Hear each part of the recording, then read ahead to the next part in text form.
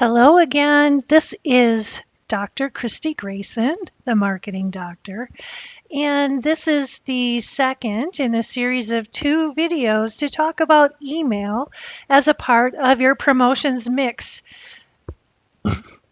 So let's get started. So last time in part one, we talked about the importance of email in today's promotion mix, in that it is an essential part of your strategy, not only from a promotion standpoint, but from an operational standpoint, and also being able to engage your customers for loyalty.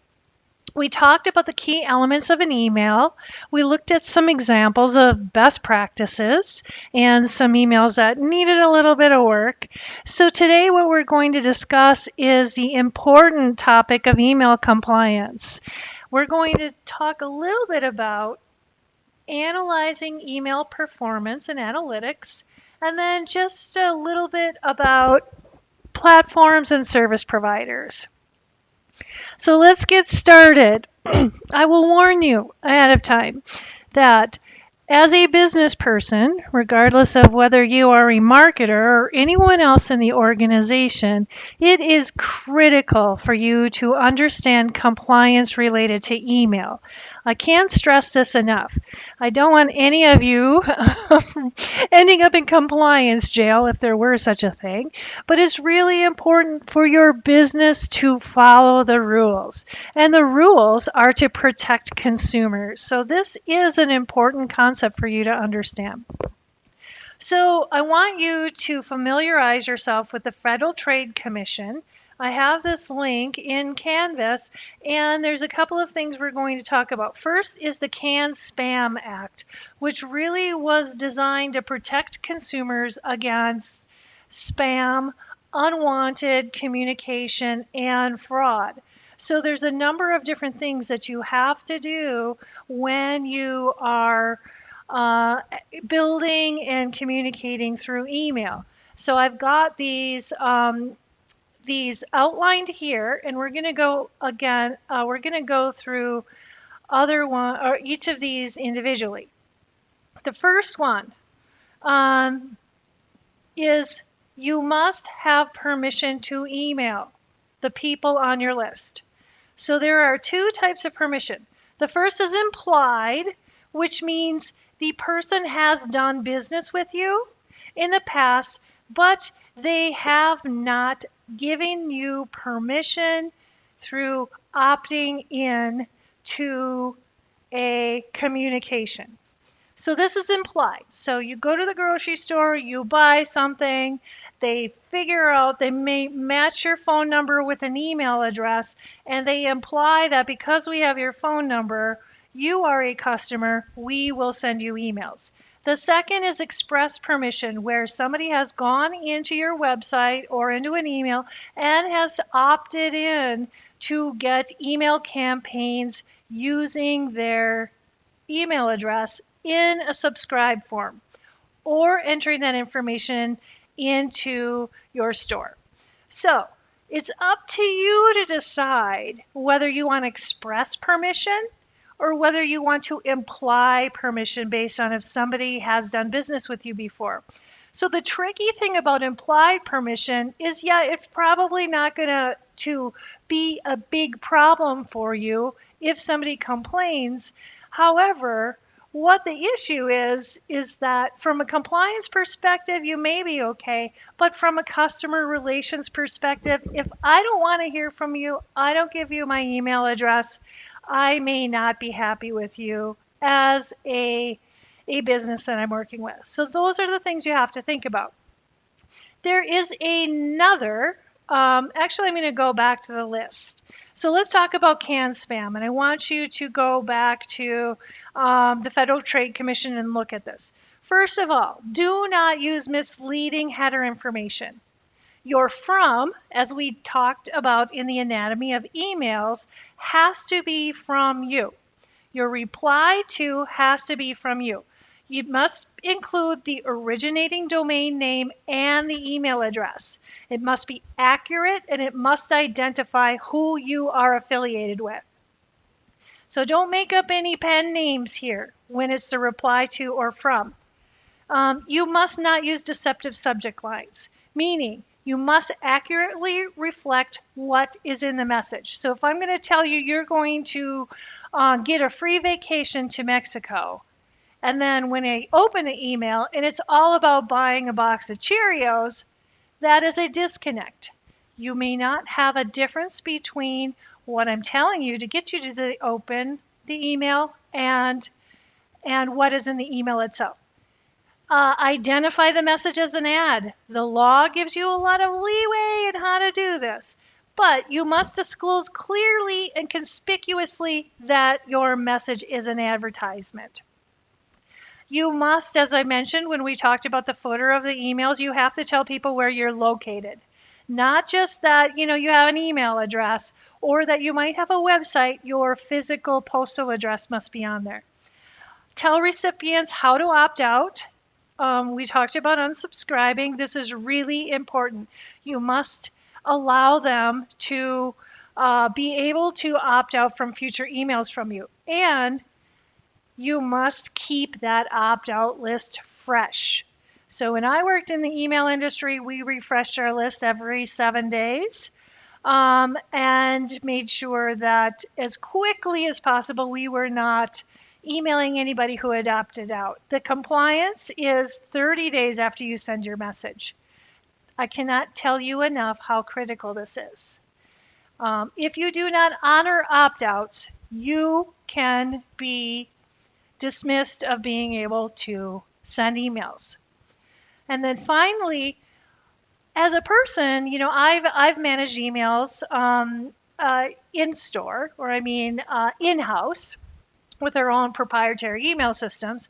I have also outsourced that because there is a science around email, and when it's integrated with your marketing automation system, sometimes you just get so much that you can't handle it on your own. You leave it to the experts. What I will tell you is some people will tell you they are email experts. They might be a freelancer. They may have done it before, but you are in charge of what they do. If they make a boo-boo, if they do not follow the rules of the road, you as a company are going to be, you're going to be responsible legally. So make sure that you monitor, that you track, that you keep paying attention of what your outsourced providers are, and make sure that they are indeed the experts in email.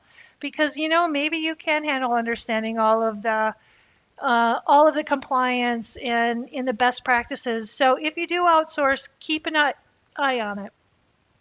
All right, so there is another regulation that actually came from Europe called GDPR, General Data Protection Regulation. And this is to protect consumers. As I mentioned, it started in Europe, and it's pretty much a best practice globally now. So if you are reaching out to people to have them opt in to your emails, to get more emails from them, you must have a double opt-in. So here is an email that I received from Macy's. Just one more click and you can get an extra 15% off. And by the way, we are going to put you on our list. So yes, and then there would be another screen to say yes again. So that was one of the important things about GDPR. Also, from a database management practice, you have to keep your emails confidential. You have to log them with a user ID or anonymize collecting the data to protect the privacy of consumers. If you are hacked and those emails are then used illegally, you are responsible for that. Providing data breach notifications. So if you are hacked, you have to provide each one of your customers notification within a timely manner that their email was compromised and provide them a solution to how they can fix their problem. You also are responsible for safely handling the transfer of data across borders. So this is a global issue. And then finally, requiring certain customers, companies to appoint a data protection officer. So I worked for a Fortune 50 company prior to becoming a professor, and we had a data protection officer that was not only in charge of email, but all of our data. So you need to be able to assign somebody that responsibility. So keep in mind that GDPR, it's a few years old. It's probably 3 or 4 years old, but it is something to not only consider, but make sure that you do, particularly if you are a global company. So let's talk about permission-based opt-in. So here are a couple of examples. So say, for example, I am FabFitFun or Zulily, and maybe I pay for you to get an email. So I'm going to likely add in the promotion box, but I can send you an email and then once, and then give you an opportunity to opt in to future communications. But by doing so, you have to put in your email address, your zip code, in this particular case, sign up, and then there would be another opt-in. Or this would probably be opt-in from the email, and this is a landing page where you're going to double opt-in. This would be the email that you received, activate my account, is going to go into a preference center to opt into email. So there's multiple steps. Remember, 2 steps to get a permission-based email. Opt-out messages. Okay, so once you have communicated, or once a customer has communicated to you or pressed on an unsubscribe link that you no longer want to get emails, you must send them a response that you got it. So here is a Bed Bath & Beyond, stop. You can stop right here. They're going to send you a text message back saying, I will no longer, you have been unsubscribed. Here's some other ones. Unsubscribe, it's not the same without you. Are you sure? Opt out of more. But you have to let them know that it worked. And remember, you have 30 days to get them off your list. So, opt out and unsubscribe. People only want messages that are relevant to them and timely to them. It is our responsibility as marketers to get the right message to the right customer or prospect at the right time and an offer that they want. So for us to just be spamming people does a disservice to every promotion person in the universe. So do your diligence is to understand what people want to hear from you, how often, etc. So even for your own email list that you have, you may want to reach out to customers and ask them, how do you want to hear from us? You will see this oftentimes after you've made a purchase, or if somebody's wanting, it might be after a purchase on a website, how do you want to hear from us? But this allows the consumer to be in charge of the types and how often they receive information. So where do you store all this? All of this is going to be stored in an email database or your customer relationship management system, your marketing automation system. This is all driven by data. All right, let's talk a little bit about some of the things that we talked about from canned spam.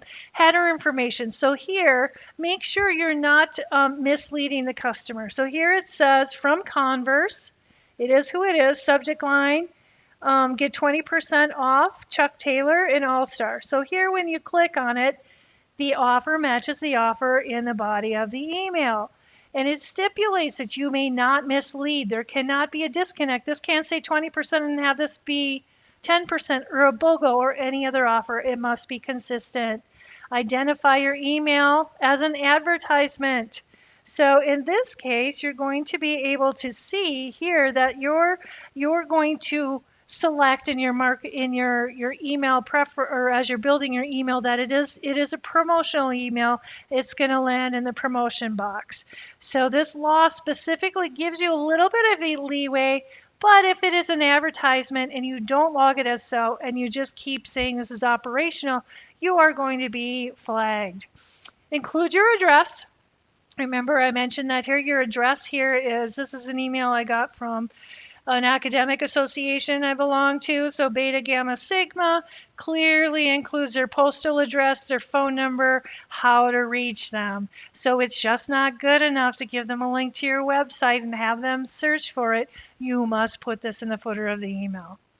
Spam filters. So I have a link to a blog post here that has some really great information on AdWords that have been used for companies that have resulted in being flagged for spam.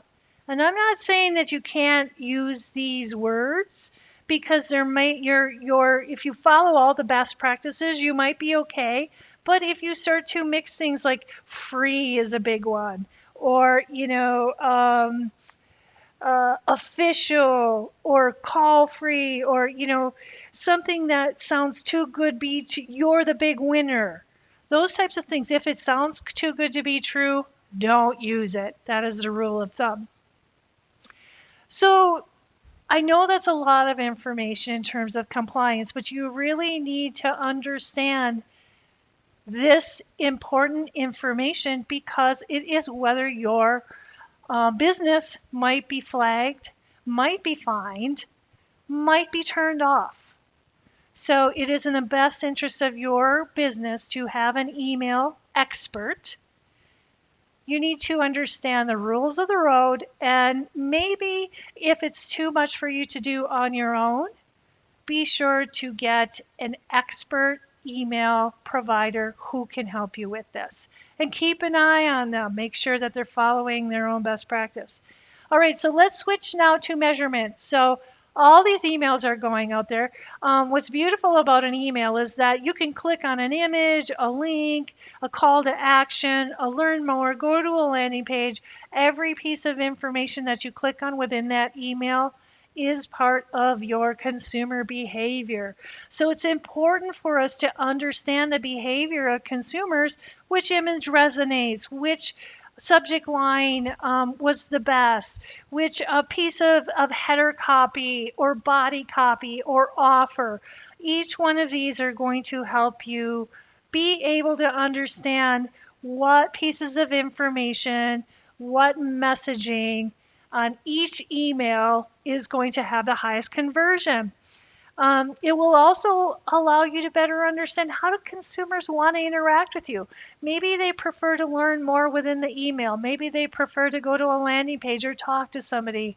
It's important to understand the behavior because that's only going to make you smarter and more successful in the future.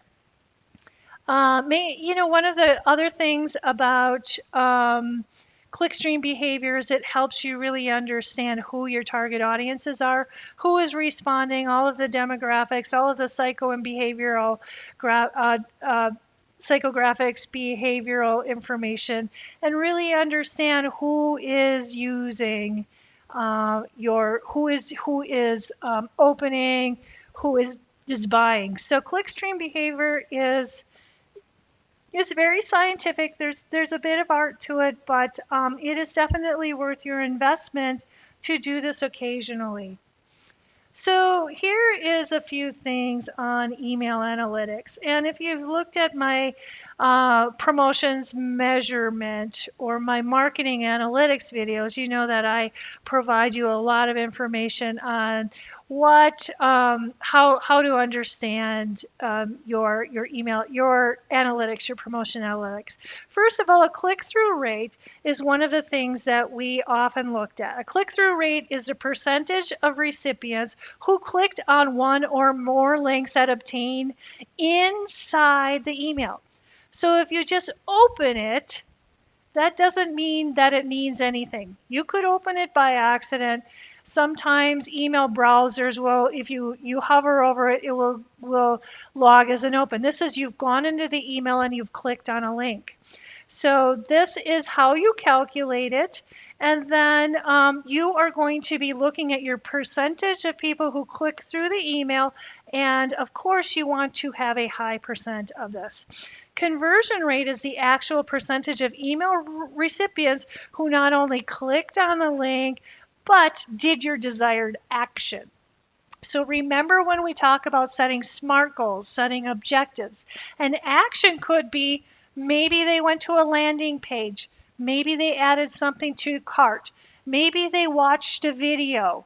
So depending on whether you are in the end of the buyer stage, meaning you are in the decision-making process, you might want to track sales conversion as your metric. You might want to have, awareness conversion as your metric. They watched a how-to video I wanted them to watch. Or maybe they are an existing customer and they clicked through some sort of, maybe they did a survey, or they signed up for a rewards program. So your conversion rate is going to align exactly to what your measurable objective is. Now, another thing you want to keep in mind is your bounce rate. Now, your bounce rate is you have an email list, okay? And you're going to keep that email list clean.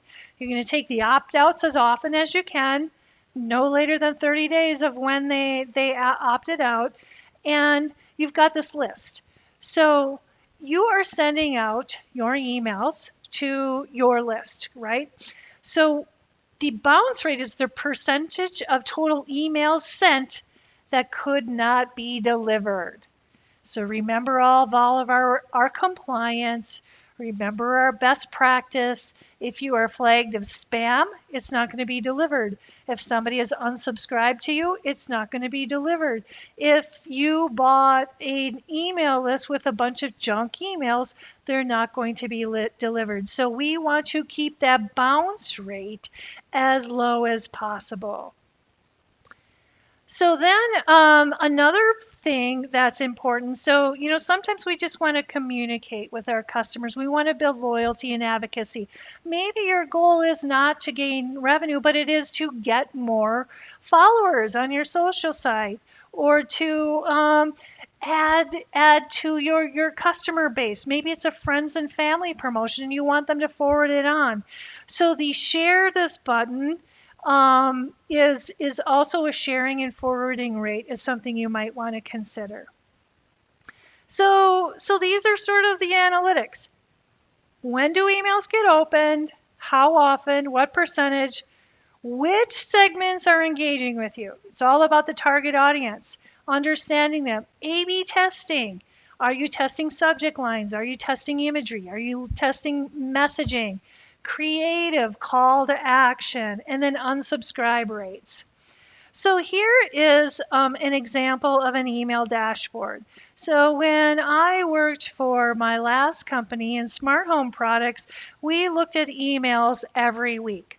We saw what was working, what wasn't working, who were coming to the website. We went through all of our information. So we used dashboards to be able to help us understand our metrics. You can do this on your own. You can do this somewhat through Google Analytics, but if you have an email system, you will use your email system or your marketing automation system to be able to track this. So let's talk a little bit about email platforms. So think about email as you can do it yourself. Maybe you are just a rock star at HTML coding. You understand, you're a designer. You are an email expert and you're not going to use a platform. Maybe I've worked for companies before who had proprietary email systems for operational emails. You have to understand that, maybe your promotional emails and your operational emails sit on different systems. But you need to make the decision as to, am I going to use my own platform or am I going to have somebody else do it for me? So there are a plethora of email platforms out there, from HubSpot to MailChimp to your marketing automation systems such as Marketo, Pardot, and you are going to have to decide, am I going to have help or am I going to do this 100%? So you can actually, if you're going to have somebody help you, you can get an email service provider and do all of the email coding yourself. The uploading the data files, the tracking, or you can have somebody do it on your own. I worked for a company called Deluxe where they had a marketing consulting business, and they had consultants that did the emails and a number of different marketing automation services for the customer. So you're not thinking about anything, you're going to hand it off to someone else. So they're going to be your consultant. So do you want to dip your toe in the water, do it all on your own, or completely outsource this? That's up to you. Now, I would say if you are serious into marketing automation tools, and these used to be out of reach for a lot of smaller businesses, but now they're starting to be a little bit more reach in terms of pricing. If you are serious about digital marketing and integrated campaign management, and understanding your customer base, I suggest that you use a marketing automation tool, which will help you track everything you do online, everything in email. Remember when we were talking about analytics in a number of videos, you can follow the customer buyer's journey from awareness to information gathering, evaluating of options, advocacy, decision making. These automation tools are going to help you better forecast your sales, understand your target audience, and automate a lot of this that is generally done in disparate systems. So if you are serious about digital marketing, I highly encourage you to look into these platforms. I will also say to those of you who are interested in marketing careers, and I know many of you are, these are amazing companies to work for. Digital marketing analytics, any sort of marketing analytics, email, becoming an email provider. These are great jobs, not only to get your foot in the door, but they pay well. And you can do it as a consultant, or you can work for the companies on their own. So let's talk just a little bit more about our project. So I mentioned to you that I want you to consider email because you're going to have to, as a business, for your email strategy. Now you're working on this integrated marketing communications project for a client. I want you to think about and come up with some smart objectives on how will we use email for this client? What am I going to recommend to them? How is it going to fit into their overall digital marketing strategy? Am I going to send out some promotional emails and maybe have an algorithm where I'm going to do some digital advertising, maybe some remarketing. If you're in e-commerce, you're going to do some emails related to abandoned carts. You're going to look at, how can I optimize my email and do landing pages. Also, what key messages or subject lines or call to actions are you going to use? So I know that this is so much information on emails, and a couple of things I want you to remember. Email is going to be a critical part of your marketing strategy. It's not dead, it's not going anywhere. But you have to be expert enough to understand the best practices, the compliance, what you have to do, how to analyze success, and how are you going to deliver those emails. How are you going to create this as an important part of your overall marketing communication strategy? So thanks for hanging in with part 2. As always, if you have questions or comments, feel free to email me, comment here on YouTube, or subscribe to my YouTube channel if you'd like to learn more about the Marketing Doctor and a lot of the topics that I discuss in my classes and with those organizations I consult with. So have a wonderful day, and remember, email is a critical part of your overall communication strategy. Take care, everyone.